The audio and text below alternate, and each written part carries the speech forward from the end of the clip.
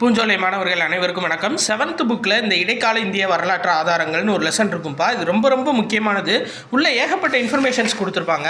அதில் மெயினாக நம்ம பார்க்க வேண்டியது இந்த டேப்லர் காலம். இது பாருங்களேன், அதாவது வேளாண் வகை, பிரம்மதேயம், சாலபோகம், தேவதானம், பள்ளிச்சந்தம் இதெல்லாம் எதுக்காக யூஸ் ஆயிருக்குன்னு சொல்லி கொடுத்துருக்காங்க. ஸோ ஃபஸ்ட்டு பாருங்கள், பிரம்மதேயம் சரியா, அதாவது பிரம்மம் அப்படின்னு வந்துச்சு. அப்போ பிராமணர்களுக்கு கொடையாக வழங்கப்பட்ட நிலங்கள் எது அப்படின்னா பிரம்மதேயம் சரியா. பிராமணர் அல்லாதவர்கள் தான் வேளாண் செஞ்சுருக்காங்க, வேளாண் தொழில் செஞ்சுருக்காங்க. ஸோ வேளாண் வகை அப்படின்றது பிராமணர் அல்லாத உடைமையாளர்களுக்கு சொந்தமான நிலம் சரியா. அப்போ பிரம்மதேயம்ன்றது பிராமணர்களுக்கு கொடையாக வழங்கப்பட்டது.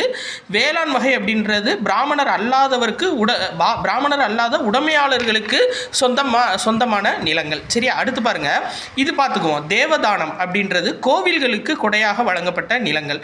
தேவன் வந்துருச்சா, அப்போ கோவில் தான் சரியா. கோவில்களுக்கு கொடையாக வழங்கப்பட்ட நிலங்கள்.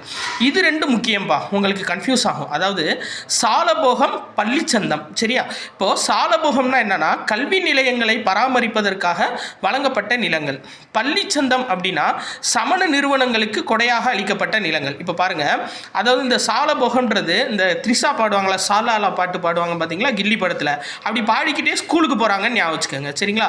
ஏன்னா இங்கே பள்ளின்னு வருது, அப்போ பள்ளி ஸ்கூலை மேட்ச் பண்ணிடக்கூடாது சரியா. சாலபோகம்ன்றது த்ரிஷா அந்த கில்லி படத்தில் பாடுற சாலாலா பாட்டை ஞாபகம் வச்சுக்கோங்க.